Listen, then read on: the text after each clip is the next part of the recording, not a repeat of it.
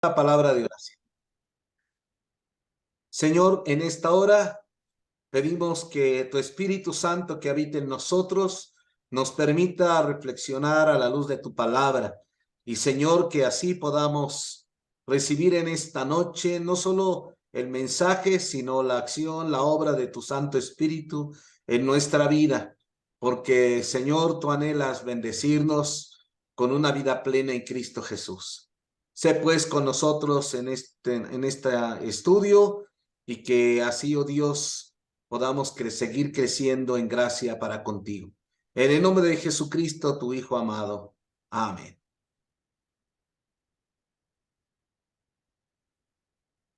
Muy bien, hermanos, pues quiero iniciar con un poema de Carlos Wesley. Sabemos que Carlos Wesley pues, fue un poeta y que realmente fue el que apoyaba a todo el pensamiento bíblico teológico de Juan Wesley del movimiento metodista con sus himnos.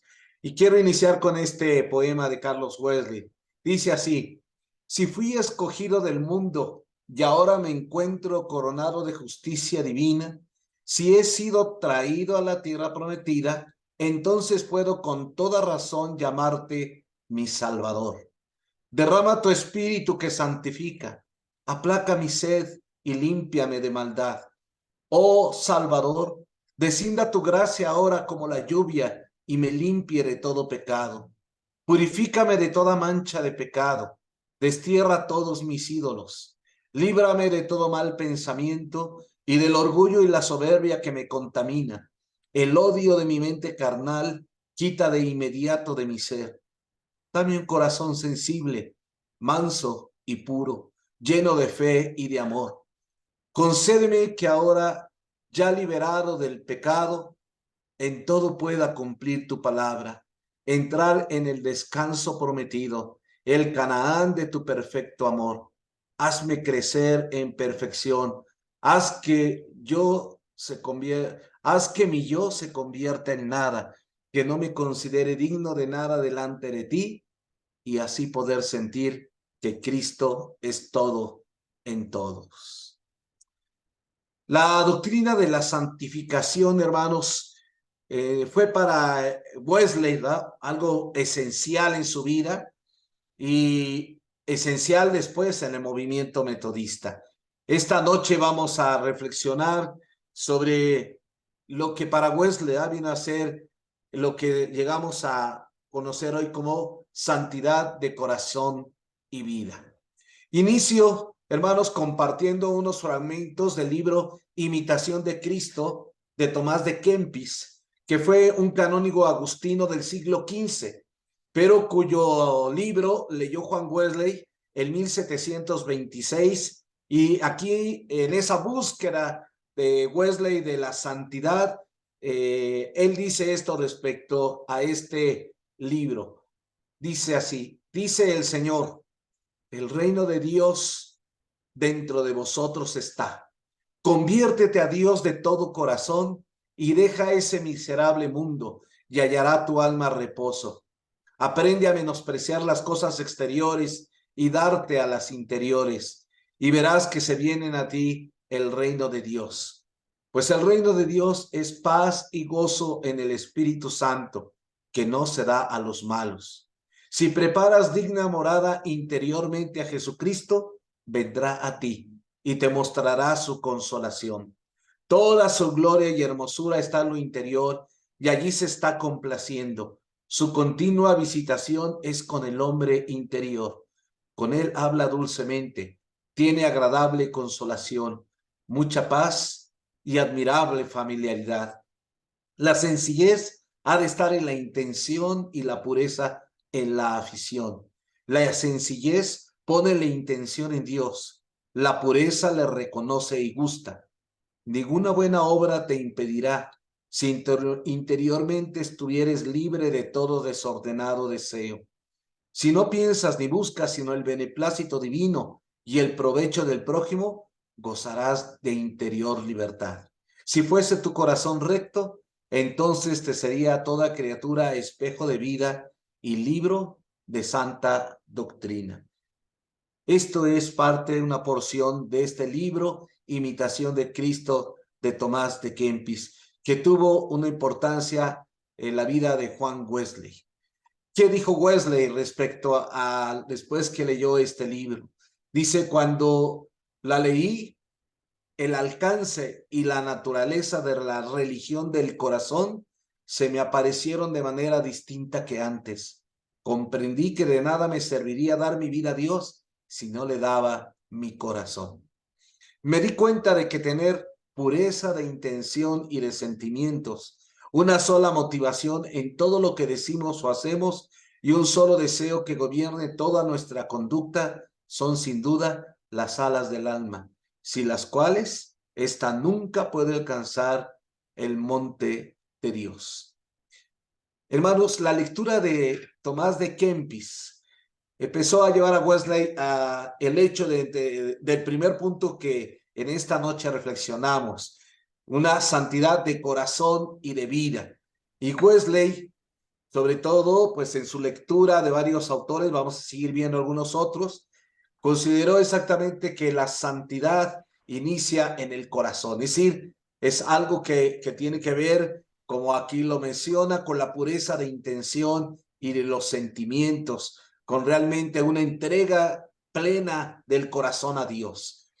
También Wesley, como aquí lo podemos ver, dice, en 1725 también leyó un libro, que se titula Las reglas para vivir y morir santamente, de Jeremías Taylor. Este fue un clérigo anglicano que vivió de 1613 a 1667. Y tras la lectura también de este libro, Wesley escribe lo siguiente. Varias partes de este libro, y con especialidad las que se refieren a la pureza de propósito, hicieron una profunda impresión en mi ánimo y resolví inmediatamente consagrar a Dios toda mi vida, todos mis pensamientos, palabras y obras. Una vez más, Wesley, en esa búsqueda de la santidad, también vienen a sus manos dos libros de otro clérigo inglés contemporáneo de él, que fue William Law, de 1686 y murió en 1761. Y Wesley leyó de él estas dos obras, La Perfección Cristiana y otro libro que se titulaba Llamamiento Serio a una vida devota y santa. Estas obras Wesley las leyó entre los años 1728 y 1729. Bueno, la historia nos dice que posteriormente Wesley se apartó ya de las enseñanzas de Law porque Law posteriormente siguió el pensamiento místico y pues Wesley consideró que ya esto ya no era, ¿verdad?, realmente lo que la enseñanza de Jesús. Pero, sin embargo, Wesley reconoce que en estas primeras obras de Law, él recibió una gran enseñanza. Dice, si bien rechacé ciertas ideas contenidas en ellos, estos libros me mostraron la ley de Dios en toda su altura, extensión y profundidad. La luz que ellos vertieron en mi alma aclaró todas las cosas de una manera nueva. Clamé a Dios implorando su socorro y resolví, como no había resuelto hasta entonces, no retardar la hora de obedecerle. Me persuadí de que, esforzándome con perseverancia y con mis fuerzas enteras a observar toda su ley, así interior como exterior, sería yo recibido por él y que desde aquella hora estaba salvo. El pensamiento del reverendo Juan Wesley, y digo del reverendo Juan Wesley porque Wesley fue ordenado diácono en 1725. Terminó sus estudios de artes y decidió seguir la vocación sacerdotal. Así que en 1725, que inicia este caminar hacia la vida sacerdotal, en 1725 es ordenado diácono, que era una de las primeras órdenes en recibir en la iglesia anglicana. Y para Wesley fue a partir de este año que con más decisión buscó la santidad. Por eso es que en este periodo es que podemos ver que lee todo lo que tiene que ver con una vida de santidad, ¿eh? Lee la imitación de Cristo, lee la perfección cristiana de Lau, y lee toda una serie de libros porque su anhelo es la búsqueda de una vida santa. Esta santidad, ¿por qué para Wesley era tan importante? Porque en ese momento Wesley pensaba que la santidad era necesaria para obtener el perdón divino y la salvación eterna. Así que vivir en santidad era una necesidad si quería salvar su alma. Esta iniciaba, como él lo leyó y después lo afirmó, en el corazón, es decir, una santidad que en nuestras disposiciones de la mente y del corazón, y después también en una expresión externa, pero una expresión externa que se enfocaba, como él lo decía, en el cumplimiento de la ley de Dios, obedecer los mandamientos, que básicamente era hacer el bien, en una vida de rectitud moral y una actitud piadosa. De tal manera que vemos un Wesley que a lo largo de lo que hoy también vemos como el Club Santo de Oxford, se esfuerza en practicar todo lo que es las ordenanzas de la iglesia, la oración diaria, el ayuno, comulga, ¿verdad? Participa de la Santa Cena hasta 2 veces por semana, asiste a todo culto, a toda reunión de oración que estaba prevista. Es decir, Wesley buscaba por todos los medios tener esta vida santa porque él quería salvar su alma y entonces consideraba pues que él quería salvarse, así que se afanaba por vivir esta vida de santidad.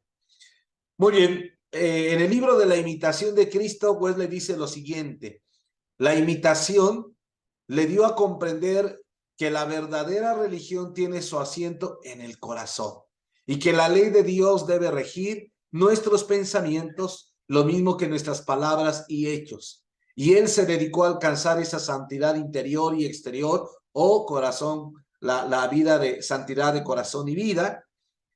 Sí, dice que cual sutil perfume exhalaba de aquellas páginas escritas en el claustro. Fomentó en sí y regularizó los hábitos de piedad, imponiéndose retiro de 1 hora o 2 diarias y comulgando 2 veces a la semana. Así que todo esto es la experiencia de Wesley, de estar buscando esta santidad y empapándose de toda lectura que hablaba sobre esta vida piadosa, esta vida de santidad, la vida cristiana. Bueno, el Club Santo de Oxford, que seguramente hemos escuchado ya sobre esta experiencia de Wesley, la razón de estar en este club, o que así lo llamaron, o que también podemos decir que el grupo metodista, que también fue llamado así, era un objetivo, su objetivo era la búsqueda de santidad. Esos jóvenes que se reunían ahí es porque todos deseaban, ¿verdad?, vivir una vida santa, y por eso era algo común. Por eso la burla el gran resto de los demás universitarios y de aún de los clérigos anglicanos, porque la forma en que ellos daban a conocer que consideraban que se tenía que vivir la santidad, para muchos era realmente un fanatismo, algo que no era correcto. Así que Wesley principalmente participó en el Club Santo de Oxford, fue de los años de 1729 a 1735. Juan Wesley ya era presbítero de la iglesia anglicana, no era un estudiante, sino que ya en sí había sido ordenado presbítero en 1728, regresa en 1729 a Oxford, y en estos años son en los que él, con su hermano Carlos Wesley y con otros estudiantes, pues se reúnen para orar, para estudiar los idiomas, el griego, para estudiar el latín, para también pues participar de la vida devocional y también hacer buenas obras. Entonces, hay días que usan para ir a llevar alimentos a los pobres, hay días que usan para ir a visitar las prisiones. Todo esto, ¿por qué? Porque ellos dicen queremos ser santos y en esto consiste la santidad. En 1735, pues Wesley hace un paréntesis ahí en el Club Santo de Oxford. ¿Por qué? Porque en 1735 él y su hermano Carlos y otros dos integrantes del Club Santo de Oxford toman la decisión de ir como misioneros a Norteamérica. ¿Por qué lo hacen? Pues porque exactamente si obedecemos los mandamientos de Dios, si queremos seguir creciendo en esa santidad, el mandamiento de Dios es predicar el evangelio a toda criatura. Así que ellos toman la decisión de obedecer esta voz de Dios y con el apoyo de la sociedad para promover el conocimiento cristiano, se van hacia Norteamérica, a la colonia de Georgia, para pues llevar el evangelio, para poder predicar a los indios norteamericanos y todo esto siguiendo el anhelo de seguir creciendo en santidad. En su ministerio en Georgia, Wesley pues sigue buscando y promoviendo la santidad, ¿verdad? Forma con sociedades, con parte de sus feligreses, al estilo que él ya conocía en Inglaterra, pero sin embargo después enfrenta acusaciones sobre cómo ejercía su autoridad pastoral, ¿verdad? Algunos consideraron que Wesley actuaba de manera autoritaria, lo acusan y entonces él decide, en medio de esas controversias, regresar a Inglaterra. Volvió con un sentimiento de frustración. ¿Por qué? Porque no logró el cometido, ¿verdad? Que era su deseo de predicar el evangelio a los indios, ¿verdad? ¿Sí? ¿Por qué? Porque en parte no se lo permitieron abiertamente y en un momento también vio que en la disposición de los indios no estaba en recibir el evangelio. Así que podemos ver un Wesley que regresa un poco frustrado, pero también regresa con una lucha espiritual. Se confronta con el hecho de no tener la fe que da la seguridad del perdón de pecados. Se da cuenta que él no tiene esa certidumbre de estar reconciliado con Dios y de ser su hijo. ¿Por qué llega a esta lucha espiritual? Pues porque desde su viaje a Norteamérica sabemos que tiene contacto con los moravos, ¿sí? Este grupo de cristianos originarios de Alemania, que nacen dentro del luteranismo, dentro de la iglesia luterana, pero que ponen el énfasis en que todo cristiano puede tener la certeza del perdón de sus pecados, puede tener la certeza de la salvación por medio de la sola fe en Jesucristo. Y Wesley se da cuenta que dice, yo no tengo esta fe. A su regreso entonces de Norteamérica a Inglaterra, que se da en febrero de 1738, regresa a Londres, pero ahí conoce a Pedro Böhler. Pedro Böhler era un pastor luterano, pero que después es parte del movimiento moravo, y él viene de Alemania a Inglaterra, pero su plan es después viajar a Norteamérica. Pero en los meses que está ahí, tiene esta amistad con Juan Wesley, y en cierta manera Wesley, en medio de regresar abatido y de necesitar, ¿verdad?, un apoyo espiritual, pues se encuentra en Böhler ese consejero, aquel con quien empieza a dialogar sobre sus luchas, sobre sus inquietudes bíblico-teológicas, y Böhler es quien ayuda a Wesley a poder comprender el sentido de la justificación, ¿sí? Dice, Böhler le explicó que la fe viva es la confianza firme que el alma tiene en Dios, la cual le infunde la certidumbre de que sus pecados le han sido perdonados por los méritos de Cristo y de que está reconciliado con Dios. Estos diálogos con Böhler llevaron a Wesley a que durante 1938 se dedicó a buscar la experiencia de la justificación. Mantenía diálogo con Pedro Böhler, asistía a diferentes sociedades que había ahí en Londres. Recordemos que esa búsqueda de la santidad estaba en el anhelo de muchas personas, y también pues en algún momento había grupos disidentes, como los presbiterianos, había moravos, o había bautistas o congregacionales, y muchos de ellos tenían sociedades donde se anhelaba, ¿verdad?, el crecimiento en la vida espiritual. Y a ella asistían pues muchos anglicanos, porque en algún momento también la iglesia anglicana promovió este tipo de sociedades, pues con el anhelo de que la iglesia, los miembros de la iglesia anglicana, pues vivieran una vida recta. Así que Wesley asistía a estas sociedades, cultivaba su vida devocional, además predicaba, porque ya como sacerdote regresó, no tenía una iglesia, no tenía una parroquia asignada, pero entonces podía estar cada semana, cada domingo, predicando en alguna congregación. ¿Qué predica? Pues Wesley empieza a predicar la salvación por la fe, pero esto empieza a ocasionar que encuentre rechazo en varios clérigos anglicanos que al empezarlo a estar escuchando que está enfatizando la salvación por la fe, pues empiezan a, pues ya no aceptar el que él predique en sus congregaciones. Entonces, hermanos, el asunto entre la justificación y la santificación ocupó la mente de Wesley con un nuevo entendimiento. ¿Qué dice Wesley al respecto? Yo ignoraba por completo, dice, la naturaleza y condiciones de la justificación, confundiéndola a menudo con la santificación. Mis ideas respecto del perdón de los pecados eran muy confusas y daba por supuesto que la posesión del mismo debía relegarse a la hora de la muerte o al día del juicio.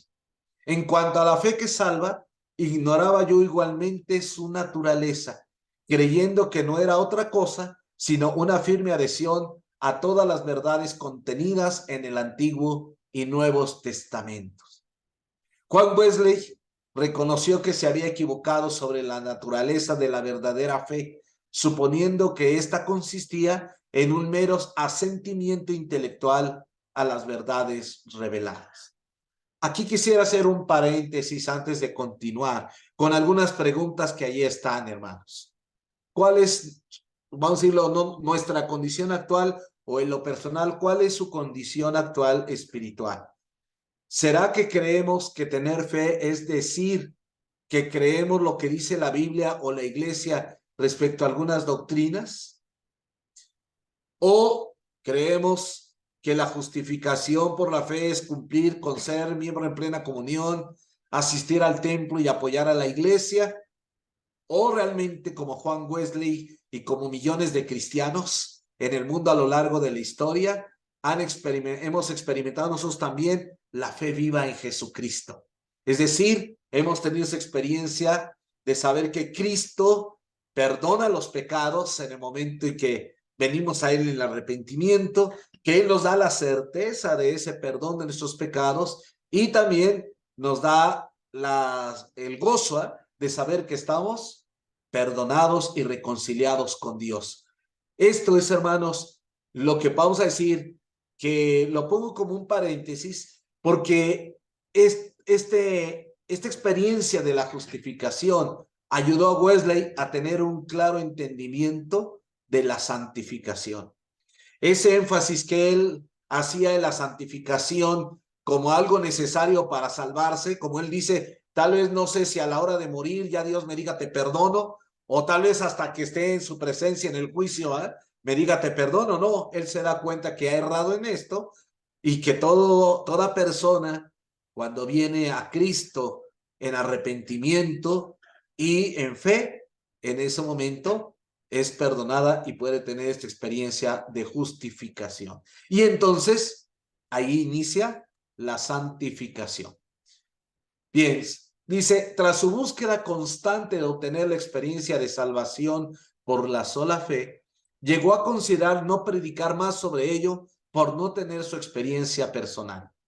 Pero Pedro Boller lo persuadió diciéndole que siguiera predicando de ella aún sin tenerla, y seguramente más adelante la tendría y predicaría sobre ella. La gracia de Dios se manifestó en la vida de Juan Wesley, llevándolo a su experiencia de conversión un 24 de mayo de 1738. Wesley describe cómo fue ese día tan trascendental en su vida. No sé si en estos días, tal vez ayer, ya vieron las palabras de Wesley en su testimonio. Lo voy a omitir para avanzar un poquito, pero sí quisiera que lo leyeran después porque Generalmente enfatizamos nada más cuando él dice, fui de muy mala gana o a una reunión de oración en una calle. Pero no, hermanos, cuando lean ustedes, vean, en su diario Wesley describe lo que fue ese día. Y lo que, si leemos todo su relato de ese día, podemos ver cómo en su gracia, en su misericordia, Dios estaba preparando algo para ese día en la vida de Wesley. Porque desde que amaneció a las 5 de la mañana, Wesley ya dice, desperté con estas palabras, ¿eh? Nos son dadas preciosas y grandísimas promesas para que por ellas fuesen hechos participantes de la naturaleza divina. Bueno, vemos desde aquí cómo Dios desde muy temprano a las 5 de la mañana empezó a hablar a la mente y al corazón de Wesley para que ese día tuviera esa experiencia de fe. Entendiendo que tal vez ya les han escuchado de esto, voy a omitir el relato y también voy a omitir algo que después pueden leer, porque Wesley dice que él tuvo esta experiencia cuando estaba escuchando el prefacio de Martín Lutero a la epístola a los romanos. Había un lector y empezó a leer y es cuando Wesley dice que experimentó esta salvación. Entonces, lo que yo tomé fueron dos párrafos de este prefacio. Yo los invito, lo pueden buscar por ahí en internet y leer ese prefacio de Martín Lutero. Son como 10 páginas, pero es interesante. No sabemos qué parte, porque Wesley no especifica el párrafo ni dice cuál fue, pero lo que él dice es que al estar escuchando, dice que Dios le hizo ver la importancia y experimentar sobre todo la certeza del perdón de sus pecados. Esto se los dejo para que ustedes puedan leer estos dos párrafos que son de este prefacio a la epístola a los romanos de Martín Lutero, escrito en 1522, y que es una traducción de Carlos Whitahus. Bien, el reverendo Juan Wesley entendió entonces, hermanos, después de esta experiencia de justificación, que todo ser humano necesita experimentar la fe viva en Cristo para el perdón de sus pecados y recibir la paz, justicia y gozo del Espíritu, así como el amor de Dios derramado por el Espíritu Santo en el corazón de sus hijos, teniendo como consecuencia una vida santa que se manifiesta en un amor profundo a Dios y al prójimo, en una dinámica permanente por medio de la gracia y la fe que actúan en nosotros por la disposición del corazón de ser santos como nuestro Padre Celestial y la práctica de los medios de gracia. Recordemos la palabra de Dios. Por cuanto todos pecaron y están destituidos de la gloria de Dios, siendo justificados gratuitamente por su sangre mediante la redención que es en Cristo Jesús, a quien Dios puso como propiciación por medio de la fe en su sangre, para manifestar su justicia a causa de haber pasado por alto en su paciencia los pecados pasados, con la mira de manifestar en este tiempo su justicia, a fin de que Él sea el justo y el que justifica al que es de la fe de Jesús. Seguramente Wesley había leído en muchas ocasiones la epístola a los romanos, pero en esa noche, para él hubo más que solamente conocer esas palabras. Fue el que esas palabras se volvieron una realidad en ese momento en su vida, de que realmente era justificado gratuitamente por medio de Jesucristo. Y en ese mismo momento podía él tener la certeza del perdón de sus pecados. Hoy, hermanos, es importante como metodistas preguntarnos si hemos tenido esta experiencia de fe en Jesucristo, que está ahí en las Sagradas Escrituras. Sin ella, podemos decir, no hay aún una vida, no tenemos realmente la salvación.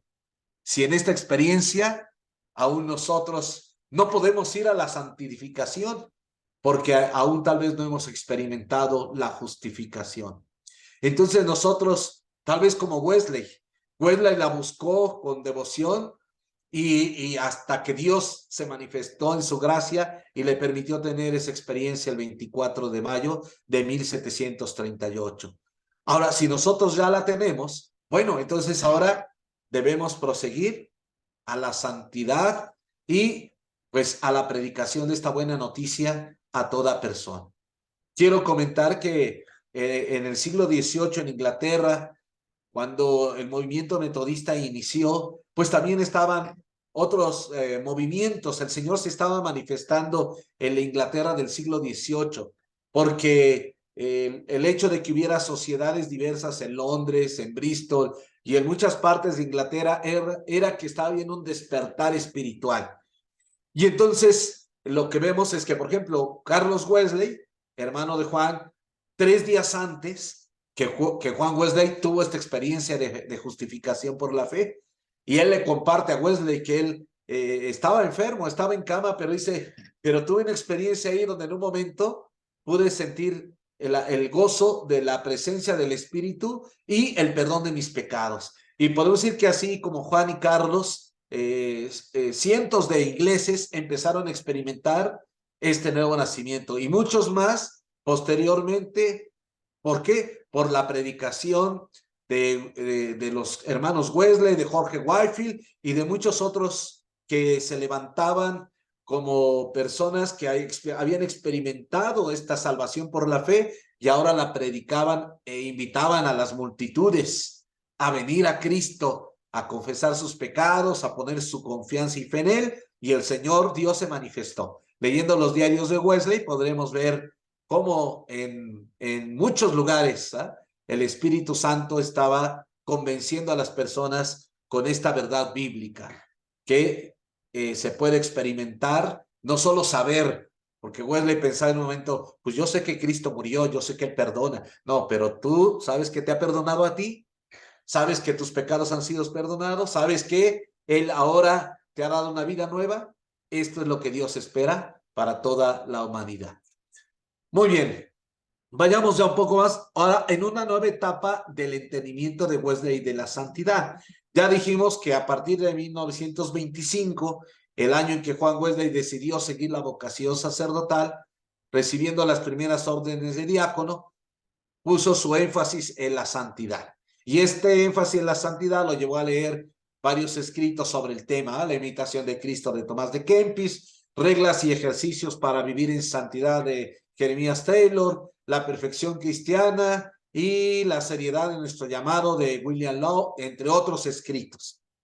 Wesley escribió, en 1729, la Biblia dejó de ser simplemente un libro de lectura para mí y comencé a estudiarla como el único parámetro de verdad y el único modelo para una religión auténtica. A partir de allí pude ver cada vez con mayor claridad que era indispensable tener el mismo sentir que hubo en Cristo y andar como Él anduvo. Pero no era suficiente compartir el sentir de Cristo solo en parte, sino que debía compartirlo totalmente. No era suficiente andar como Él en muchas o en la mayoría de las situaciones, sino que debía de hacerlo siempre.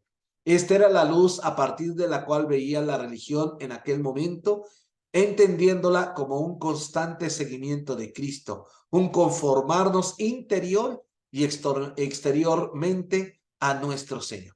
Bueno, vamos a poner el énfasis en dos textos, ¿verdad? Que aquí Wesley menciona, que menciona una porción de cada uno. Uno es tener el mismo sentir que hubo en Cristo, ¿sí? Que está basado en Filipenses, y andar como Él anduvo, que está tomado de la carta, una de las cartas del apóstol Juan. Pero estos dos son, hermanos, lo que Wesley quiere desarrollar después como esa santidad de corazón y vida. La santidad de corazón es que nosotros, en nuestro interior, haya el mismo sentir que hubo en Cristo. Y la santidad de vida es que andemos como Él anduvo. Son los dos énfasis que Wesley va a hacer sobre lo que ahora es necesario ya como un cristiano, como una cristiana. En su tratado, Un estudio acerca de la perfección cristiana, Wesley escribió: la primera vez concebimos la perfección cristiana como el tener en nosotros ese mismo sentir que hubo también en Cristo Jesús y andar como Él anduvo. Es decir, participar completamente del mismo sentir que tuvo Cristo y andar siempre como Él anduvo. Dicho de otra manera, que nuestra entrega a Dios sea total tanto en nuestra vida interior como exterior. que le entreguemos a Él nuestro corazón y toda nuestra vida. Y esto es lo que creemos en el día de hoy, sin quitarle ni agregarle nada. Wesley se está refiriendo a que algunos lo decían, es que usted ha cambiado, ya no piensa de la santidad como pensaba antes.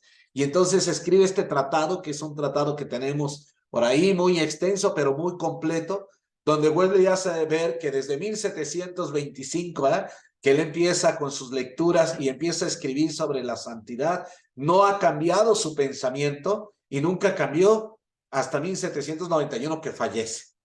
Pero lo que sí cambió fue que Wesley llega a entender que él estaba equivocado, que había puesto primero la santidad y luego la justificación, y que además él pensaba que la santidad era meritoria y que por eso se esforzaba por ser santo, pensando que así iba a obtener la salvación.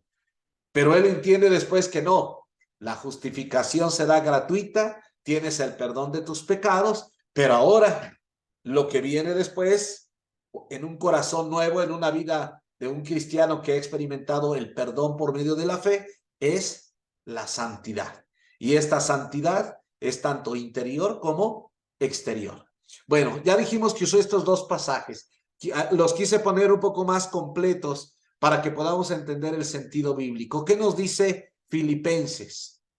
Haya pues en vosotros este sentir que hubo también en Cristo Jesús, el cual, siendo en forma de Dios, no estimó el ser igual a Dios como cosa a que aferrarse, sino que se despojó a sí mismo, tomando forma de siervo, hecho semejante a los hombres, y estando en la condición de hombre, se humilló a sí mismo, haciéndose obediente hasta la muerte y muerte de cruz. Entonces Wesley enfatiza que toda persona, ¿va?, inicia esta santidad interior cuando nos humillamos delante de Dios, cuando reconocemos nuestra pecaminosidad, cuando reconocemos nuestra condición delante de Dios como hombres y mujeres pecadores, pero también cuando en ese momento podemos ver el amor de Dios manifestado en Cristo y entonces por la fe en Él recibir el perdón de pecados y una vida nueva.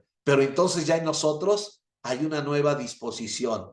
En mí está el deseo de hacer la voluntad de Dios. En mi interior está en la paz, el amor y el gozo del Espíritu Santo. En mi mente está la mente de Cristo. Quiero hacer la voluntad de Dios. Quiero vivir para Dios. Quiero que todo mi ser se lo entrego a Dios. Entonces, por eso mi deseo de orar constantemente, de escudriñar la Escritura, de acudir a toda reunión, de poder alabar a Dios, en sí alegrarme y gozarme en esa comunión con Dios. ¿Por qué? Porque esa santidad de corazón está en mí. Y anhelo que también en mí solo haya pensamientos que agraden a Dios y que me muevan a hacer la voluntad de Dios. Anhelo que Dios obre en mi vida para que quite todo aquello que haya quedado de la vieja naturaleza que todavía permanece en mí, pero en esa santidad interior, Señor, yo quiero que cambies mi forma de pensar, mi forma de sentir, todos los sentimientos negativos sean quitados, mi forma de que en mi ser esté tal vez aún aquellas deseos malos que habitaban en mí. Esta es la santidad interior. Y la santidad exterior o santidad de vida. El que dice, yo le conozco y no guarda sus mandamientos, el tal es mentiroso. Y la verdad no está en él.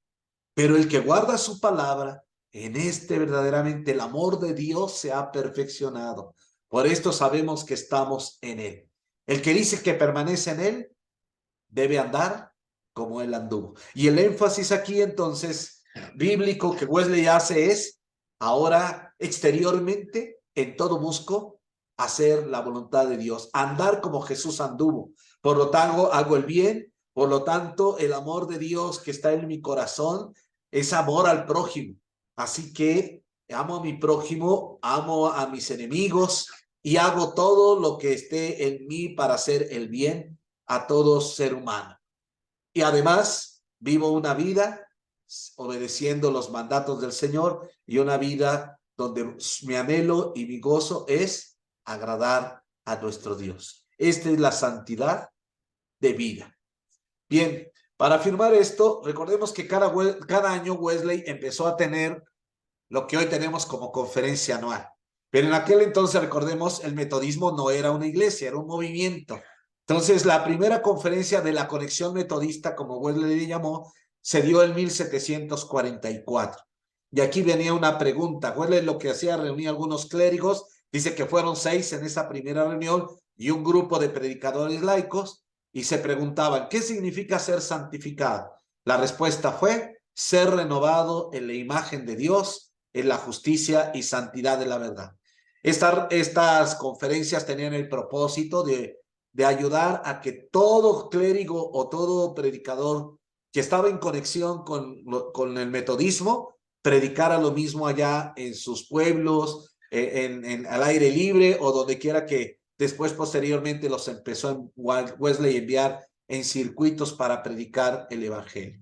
La segunda conferencia, que se realizó en agosto de 1745, se hizo esta pregunta: ¿cuándo comienza la santificación interior? En el preciso momento que la persona es santificada. Perdón, aquí es justificada, aquí cometí un error, es que la persona es justificada, a pesar de lo cual sigue habiendo pecado en ella, hasta que la persona sea santificada por completo. Permanece en ella la raíz que origina el pecado. A partir de ese momento, gradualmente el creyente va muriendo al pecado y creciendo en gracia. Entonces aquí vemos el énfasis metodista exactamente sobre la santificación interior y exterior, y que es algo que inicia con la justificación y que es una obra que continúa a lo largo de nuestra vida. ¿Cuál fue el mayor conflicto de Wesley en su tiempo con los clérigos, y no solamente con la iglesia anglicana, sino con otros cristianos de otras denominaciones? Su énfasis en que en la perfección cristiana, en el énfasis de que en esta vida se puede alcanzar, vivir o podemos llegar a vivir en esta experiencia de amor a Dios y al prójimo de una manera plena. Bueno, comparto esto de un sermón de Wesley que se titula La Viña del Señor. Es una gran bendición para este pueblo, refiriéndose a los metodistas, al pueblo metodista, el hecho de que ellos no consideran ni se refieren a la justificación como algo superior a la santificación, ni tampoco piensan o dicen que la santificación esté por encima de la justificación. Se preocupan por darle a cada una su lugar, otorgando a ambas exactamente la misma importancia. Saben que ambas están unidas para Dios, y lo que Dios juntó, los hombres no deben separarlo. Así pues, sostienen con igual celo y entusiasmo la doctrina de una justificación plena, gratuita y presente por un lado, y la doctrina de una completa santificación de vida por otro, persiguiendo la santidad interior con tanto afán como los místicos, y la exterior tanto como los fariseos. ¿Qué es entonces un cristiano según el entendimiento que Dios ha concedido a este pueblo? Cristiano es aquel que, justificado por la fe, está en paz con Dios mediante nuestro Señor Jesucristo, y que, al mismo tiempo, nace de nuevo, nace de lo alto, nace del Espíritu, interiormente transformado de una imagen diabólica a la imagen de Dios su Creador. Colosenses 3:16. Es alguien que se siente que el amor de Dios ha sido derramado en su corazón por el Espíritu Santo que le fue dado, y que se siente impulsado por este mismo amor a amar a su prójimo, a cada ser humano como a sí mismo. Cristiano es aquel que ha aprendido de su Señor a ser manso y humilde de corazón y a contentarse cualquier sea su situación. Es alguien que tiene ese mismo sentir que hubo también en Cristo Jesús, que en todo piensa y siente como Él. Alguien que se abstiene de toda especie de mal. Primera de Tesalonicenses 5:22. En todas sus acciones, y que no pecará con su boca.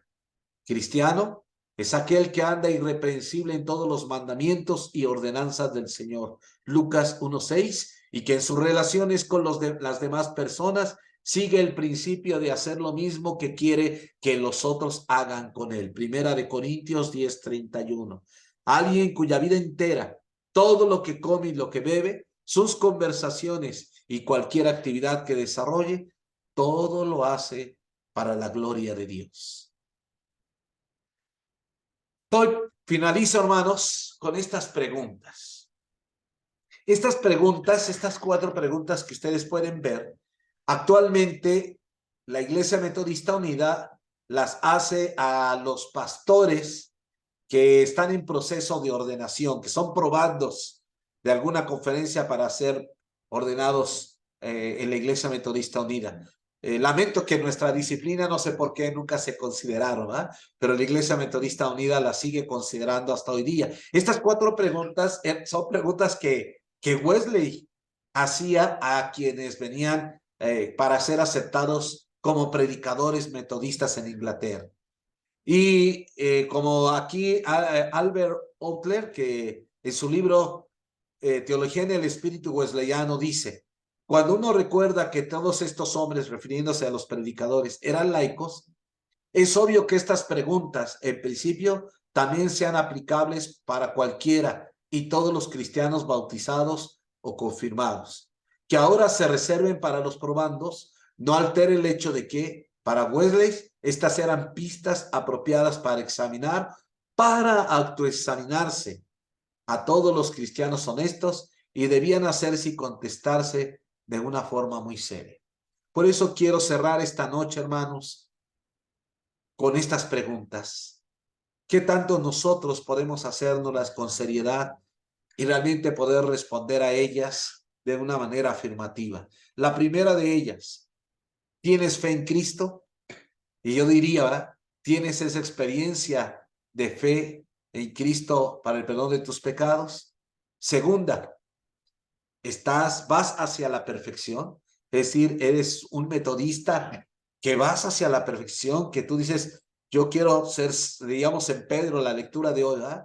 Ser santo como Dios es santo, o como dijera en el Evangelio de Mateo, sed vosotros perfectos, como vuestro Padre que está en los cielos es perfecto. Pero la pregunta es, ¿tú vas hacia la perfección? Que tenemos que entender que es perfección en una vida de amor pleno a Dios y a los prójimos. Es decir, en eso consiste esa vida de perfección. Tercer pregunta, ¿esperas ser hecho perfecto en el amor en esta vida? Qué importante, ¿eh? Tal vez nosotros digamos, no, jamás en esta vida no se puede más que intentar ser un poco cristianos.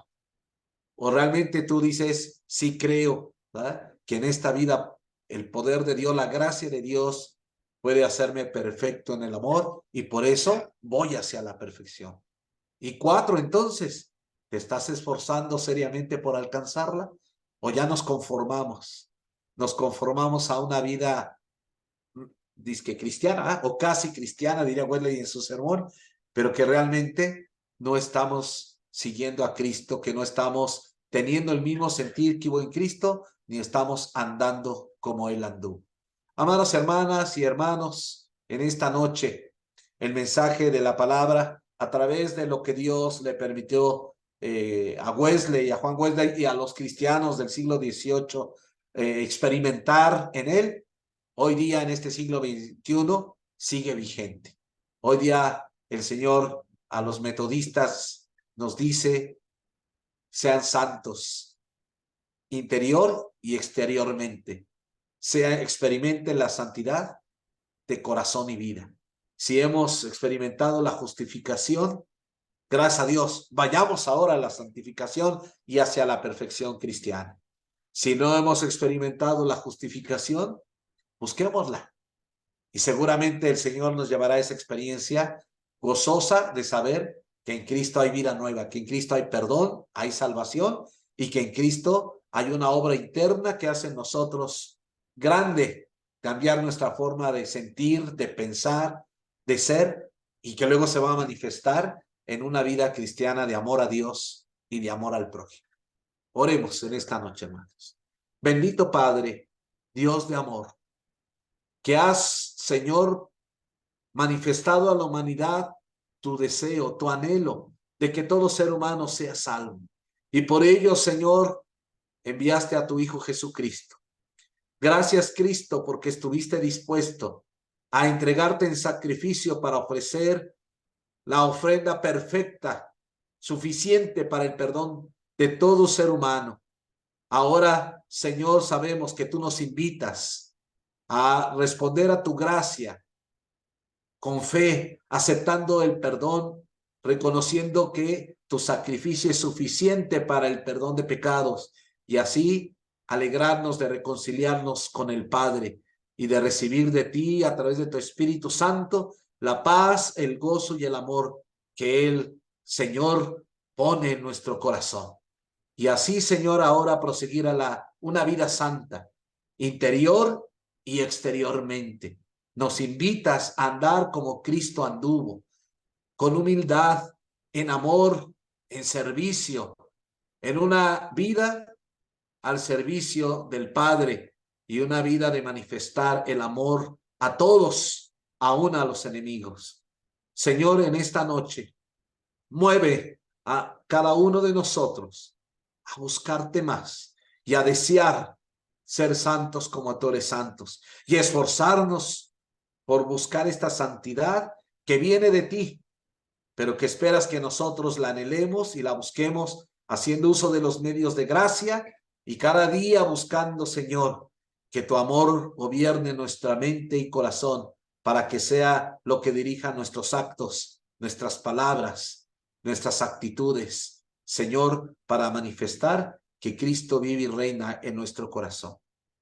Haz esta obra, Padre, en este tiempo en tu pueblo cristiano, porque el mundo necesita, Señor, de la salvación que solo tú puedes brindar y de esta vida plena de santidad que tú ofreces en Cristo Jesús. Te lo pedimos humildemente, oh Señor. Amén.